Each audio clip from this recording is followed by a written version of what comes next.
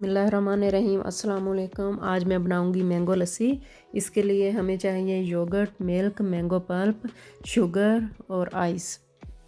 तो हमने जग में अब डाल लेना है मैंगो पल्प। आप फ्रेश मैंगो भी ले सकते हैं।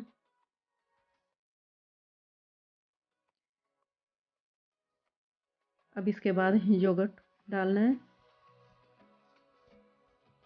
योगर्ट के मैंने 3 टेबलस्पून डाले हैं। अब शुगर डालूंगी। शुगर आप अपने हिसाब से डाल लेना जितनी आप पीते हैं। अब मिल्क मैंने डाला इसमें। अब हमने ग्राइंड कर लेना है।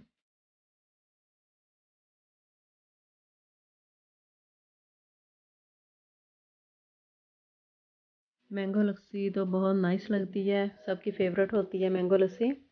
रेस्टोरेंट में जाएं तो ये वो ऐसी लस्सी बना के देते हैं। देखिए अब मैं जग में डालूंगी।